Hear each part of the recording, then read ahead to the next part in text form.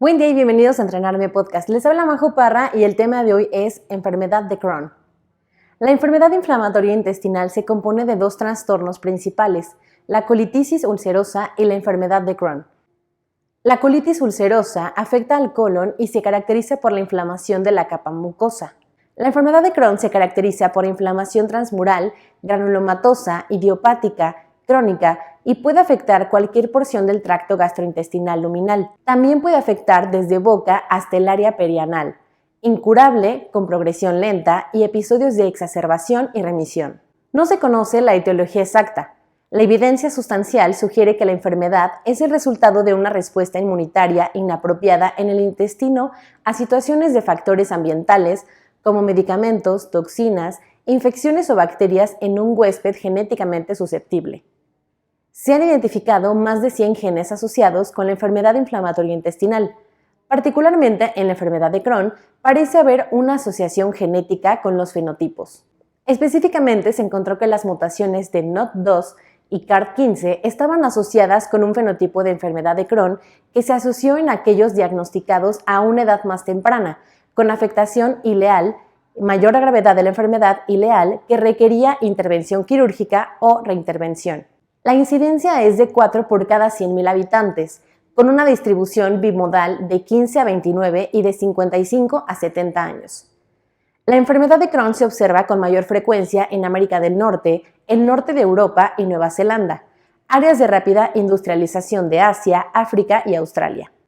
La fisiopatología es multifactorial e involucra factores genéticos, predisposición genética, infecciosa, inmunológica, ambiental y dietética.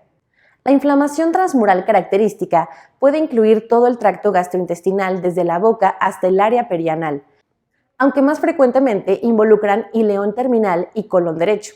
La lesión inicial comienza con un infiltrado alrededor de una cripta intestinal. Esto pasa a desarrollar ulceración, primero en la mucosa superficial e involucra capas más profundas. A medida que avanza la inflamación, se forman granulomas no caseificantes que afectan a todas las capas de la pared intestinal. Puede convertirse en la clásica apariencia de mucosa en empedrado, presentando lesiones a lo largo del intestino y respetando al mismo tiempo áreas con mucosa normal. A medida que se asienta el brote de Crohn, la cicatrización reemplaza el área inflamada del intestino. La formación de granulomas es muy común en la enfermedad de Crohn, pero su ausencia no excluye el diagnóstico. La inflamación y la cicatrización continuas conducen a la obstrucción intestinal y la formación de estenosis.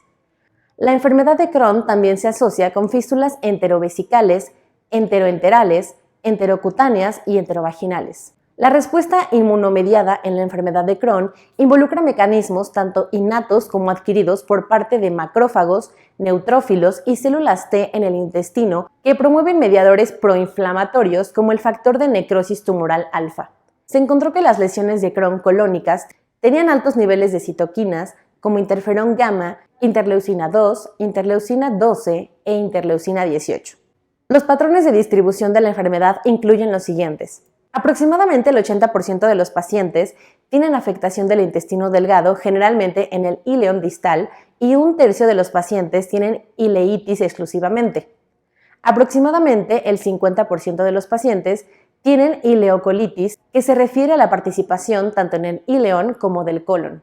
Aproximadamente el 20% tiene enfermedad limitada al colon.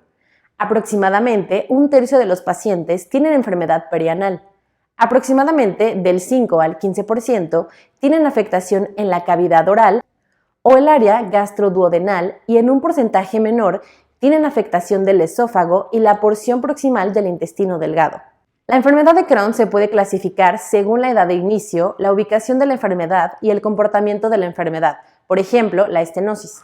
Y la clasificación de Montreal se usa comúnmente para estudios epidemiológicos y basados de la población.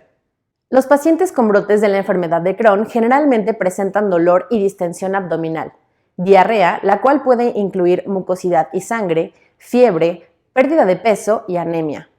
En casos graves se pueden observar abscesos perianales, enfermedad de Crohn perianal y fístulas cutáneas. Cuando el intestino delgado está afectado, puede presentarse con incremento de las evacuaciones, pérdida de peso, dolor abdominal y anorexia. Las fístulas enterovesicales pueden presentarse con neumaturia, infecciones recurrentes del tracto urinario y flujo vaginal feculento. La enfermedad de Crohn se asocia con manifestaciones extraintestinales que incluyen epiescleritis, uveitis, estomatitis, úlceras aftosas, esteatosis hepática, cálculos biliares, colangitis, colangitis esclerosante primaria, nefrolitiasis, hidronefrosis, infecciones del tracto urinario, artritis, espondilitis anquilosante, eritema nodoso y pioderma gangrenoso. La enfermedad tromboembólica ahora se reconoce como una complicación común de la enfermedad de Crohn. Puede presentarse con trombosis venosa profunda, accidente cerebrovascular o embolia pulmonar. El perineo debe ser examinado en todos los pacientes. La inspección puede revelar la presencia de úlceras, fístulas, cicatrices y abscesos. La perforación franca es rara, pero puede ser una presentación de la enfermedad de Crohn. Las pruebas de heces para descartar infecciones incluyen cultivos, toxina Clostridium difficile y recuento de leucocitos. La calprotectina puede detectar la enfermedad de Crohn activa y también es efectiva para monitorear la enfermedad. Los análisis de sangre, que incluyen hemograma completo y un panel metabólico, pueden resaltar la presencia de anemia, B12 o deficiencia de hierro, y o enfermedad hepática. La serología especial, como los anticuerpos anticitoplasma de neutrófilos normales y los anticuerpos anti-Saccharomyces cerevisiae elevados, pueden distinguir la enfermedad de Crohn de la colitis ulcerosa. La proteína C reactiva o la velocidad de sedimentaria de eritocitos pueden reflejar la gravedad de la inflamación. Se solicitan radiografías simples cuando se sospecha obstrucción intestinal, una tomografía computarizada o una enterografía por resonancia magnética de abdomen y pelvis puede detectar abscesos y fistulización. La elección entre tomografía computarizada o resonancia magnética se dirige en gran medida a minimizar la exposición a la radiación en poblaciones más jóvenes.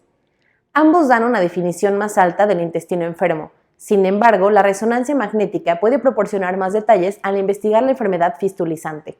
El uso de videocápsula endoscópica puede visualizar el intestino delgado en busca de enfermedad de Crohn cuando la endoscopía regular o la colonoscopía no pueden alcanzar para visualizar estas áreas. La cápsula endoscópica solo puede detectar cambios en la mucosa, mientras que la resonancia magnética puede detectar inflamación transmural y también identificar otras complicaciones. El tratamiento médico se agrupa ampliamente en dos clases. La enfermedad de leve a moderada se puede tratar con mesalazina oral, inmunomoduladores como tiopurinas, mercaptopurinas, azatioprina, metotrexato y esteroides.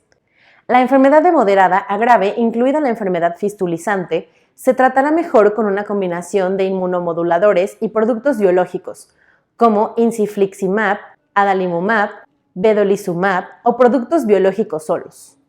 Los productos biológicos son inmunoglobulinas diseñadas para dirigirse contra citoquinas o receptores específicos involucrados en el proceso de inflamación.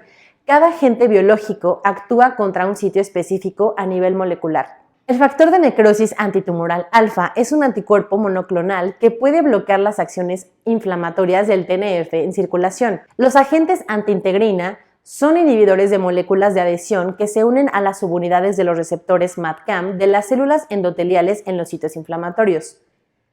Detienen el tráfico de linfocitos desde la circulación hacia la pared del intestino, deteniendo así la respuesta inflamatoria dirigida al intestino. Ejemplos de agentes anti-TNF son infliximab y adalimumab. Ejemplos de inhibidores de moléculas de adhesión son natalizumab y el vedolizumab. Vedolizumab es específico para el intestino y tiene menos efectos secundarios sistémicos. Los tratamientos quirúrgicos se utilizan para complicaciones como obstrucciones y perforaciones intestinales, abscesos y fístulas. Se recomienda implementar soporte nutricional antes y durante el tratamiento de la enfermedad de Crohn. La enfermedad de Crohn es un trastorno inflamatorio crónico que no tiene cura. A pesar de la terapia óptima, la mayoría de los pacientes tienen una mala calidad de vida. La expectativa de vida se reduce levemente ante el desarrollo de neoplasias malignas, enfermedad genitourinaria, complicaciones hepáticas y del tracto biliar. La mayoría de los pacientes de Crohn que desarrollan complicaciones necesitan cirugía y a medida que avanza la enfermedad, algunos necesitan múltiples procedimientos. En general, los pacientes con enfermedad proximal tienen una mortalidad más alta que aquellos con enfermedad distal. Una vez que el paciente se ha sometido a la cirugía, se recomienda una endoscopia de vigilancia en un plazo de 6 a 12 meses. Si no hay recurrencia endoscópica, la ileocolonoscopía debe repetirse en 1 a 3 años. Con esto terminamos el repaso a enfermedad de Crohn. Les habló Majo Parra para Entrenarme Podcast y nos escuchamos en el siguiente tema.